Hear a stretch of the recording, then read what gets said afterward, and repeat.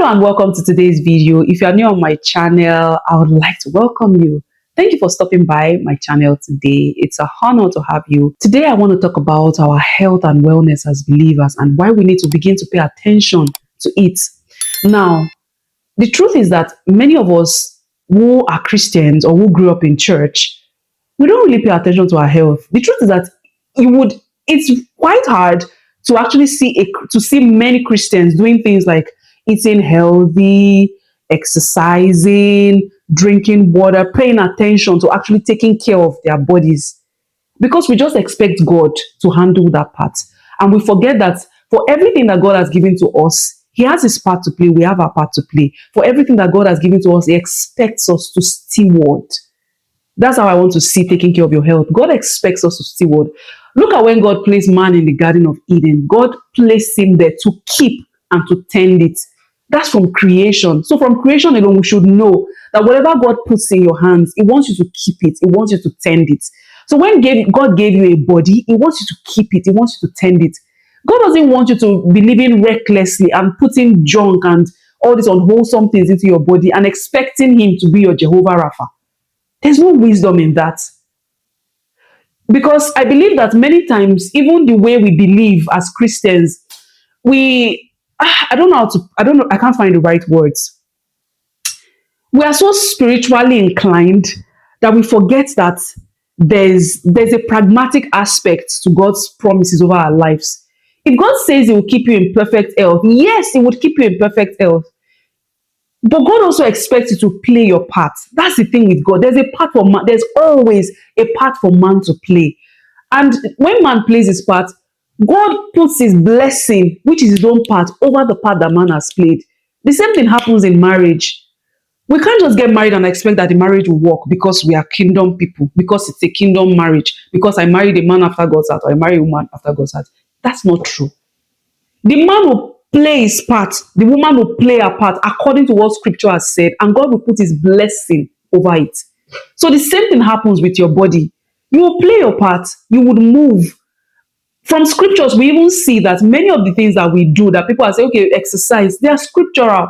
Because when God made man, God did not tell man exercise, but God gave him a garden to keep and tend. If he's keeping the garden, he's going to be moving his body. Did you see that? God didn't create man to just stay idle land. For many of us who work now, like from home or work in the office, God did not create you to just stay idle, work on your laptop all day, and that is it. You're not moving your body, you're not exercising in any way. That's not how God made our bodies. Do you understand? I believe that when God made man, God knows that there is a way He wired man's body such that man will need to move that body. Man will need to do some physical exercises. So you exercising is not unscriptural. Do you understand? Even Bible says that bodily exercise profiteth little, but godliness is profitable unto all things. That little from bodily exercising is a huge difference. That little will help your heart to be strong. As little as Bible calls it, it will help your heart to be strong. It will help your lungs to be strong. It will help you shed unnecessary weight so that you don't have issues with obesity and all that. So as little as it is, it goes a long way to ensure that you stay in health and stay in shape. It's not just exercising, also diet. This is where I know many Christians have problems because many of us are not disciplined. We eat anything, anyhow, anytime we want, in any manner that we want. And that is not good. That doesn't show us as good stewards. And do you know that I must say this here because this is where I always have a problem. As much as the church should be the place where people are taught to steward everything that God has given to them, many times the church is the place where we get presented with these things. There's a dinner in church and we are served with soda or biscuits or cakes and all of that. Even onto the children's church, all these juice packs, these things are not healthy. I pray people don't come for me for this thing, but it is true. I have to say the truth. These things are not healthy. The juice packs we give to our children in the children's church, they are not healthy. Read into the ingredients. People that manufacture these things, they are after profits. They don't love you. You know, when my daughter was little, that's why you need wisdom. we used to go for this appointment in the hospital, and the doctor would tell us, you can do this, you can do that. So at a point, I think when she was 6 or 8 months, I can't remember. So the doctor said, okay, you can start incorporating snacks. And they recommended some snacks that we can buy at the grocery store, which are healthy according to them. So they said, okay, this brand, you can start giving her this brand. They are pre-packed, they are in a pouch. They can start giving it to your daughter and all of that. But I don't always take the doctor's words for it. That's the truth. Even when I hear something from the doctor, I still go and research. I went to the grocery store and I love to read labels. And the brand the doctor prescribed, I took it of the snacks. I took the pouch and I was reading the label and I saw it had sugar.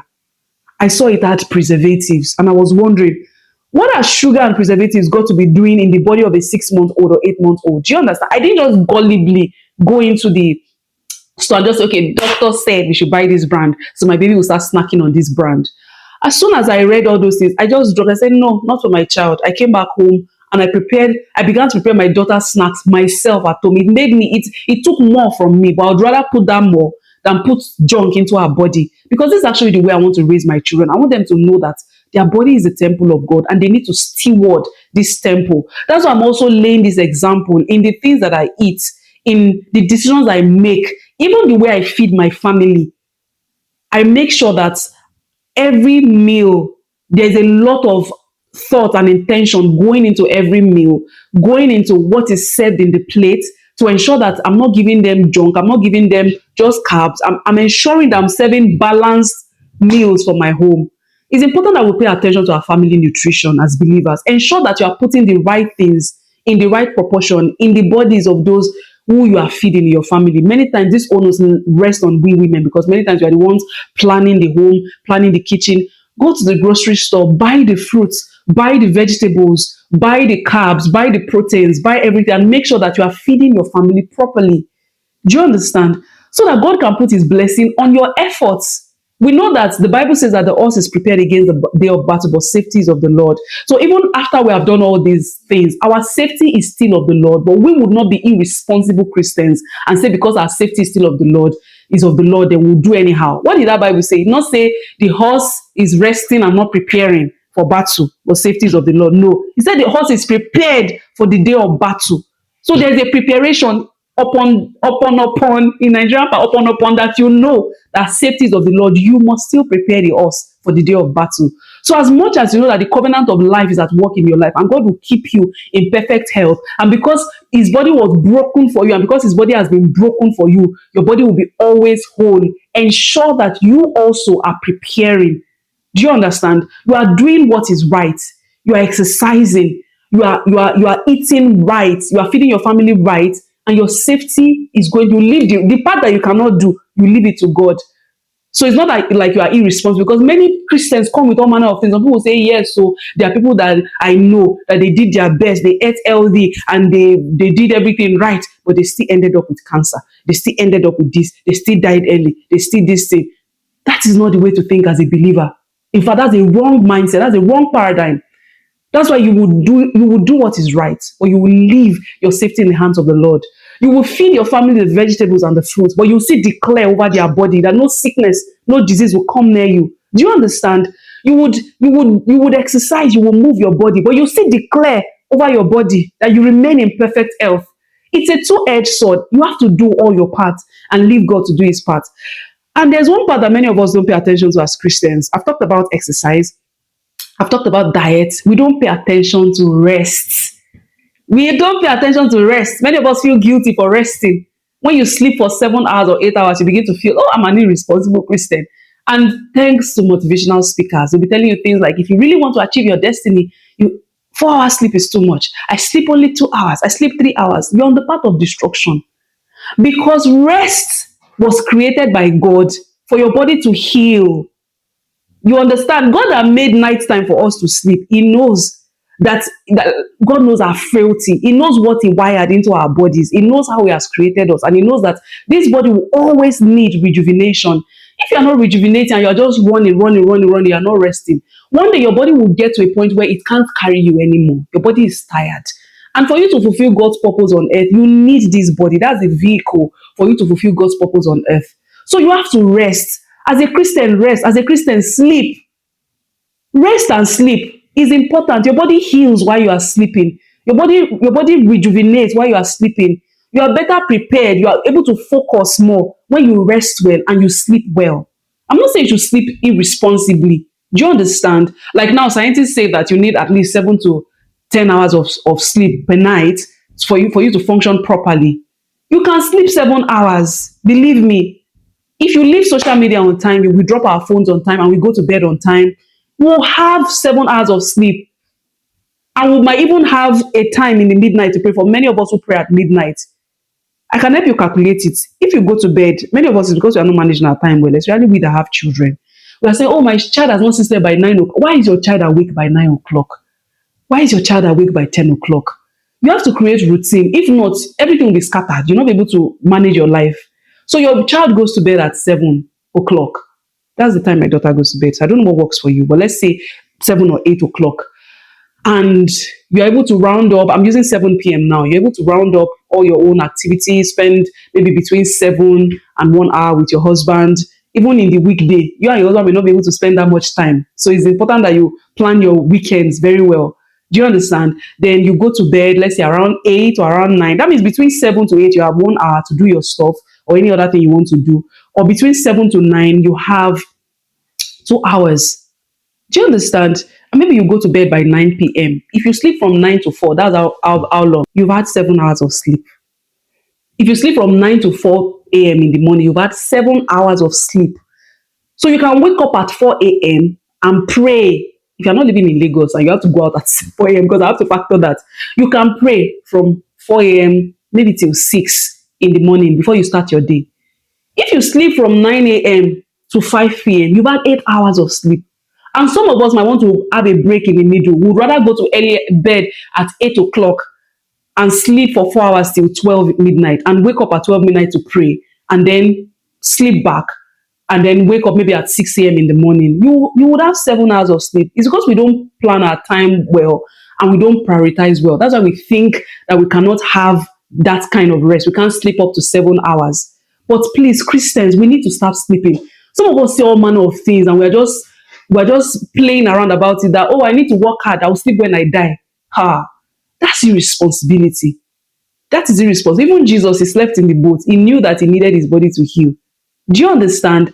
So I know that there are seasons in your life that you may not be able to even achieve 7 hours of sleep. And it's just temporary. It's just a season. But even in that season, in the middle of that busy season, you can still block certain days when you want to rest and you want to sleep. I know in the postpartum for women is always difficult, but if you have a cooperative partner, you can rest. When I was in postpartum and we were taking care of my daughter, all those midnight cries, I really don't have so much memories of handling my daughter at midnight because my husband was always taking care of her at midnight. And like they say, women even need more sleep than men because of hormones and all of that. So as a Christian, you have to pay attention to rest, pay attention to sleep. Do all the work you want to do. When you work in the day, work. And when you are done, be done and go and sleep and rest. So that you can wake up tomorrow and start working again. And so that you have many more tomorrows to wake up. So that your body isn't just packed up. Many times we don't realize the role that stress and sleeplessness plays in deteriorating our health. It's a lot. You can go and read about it. So many sicknesses, so many diseases, even terminal illnesses are connected to people not sleeping, people not resting. So if you use wisdom, sleep. Even people that are saying that they can sleep for 2 hours and they are fine. I don't know the level of grace they operate on, but I'm not on that level yet. If you're on that level, good for you. But please sleep and rest. So let's pay attention to sleeping. Let's pay attention to resting. Another place we should pay attention to as Christians, our emotional health. Many times we Christianize things away, we declare things away, and we know that something is affecting us emotionally and mentally. And when something is going on with you emotionally, there's always a mind-body connection. Many times it filters into your body, your health begins to deteriorate. So also, rest is even important for your emotional health.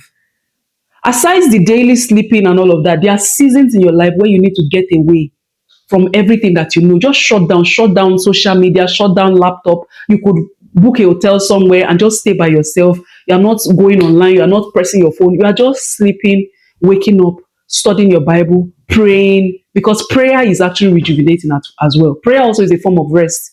So you need this period of sabbathing.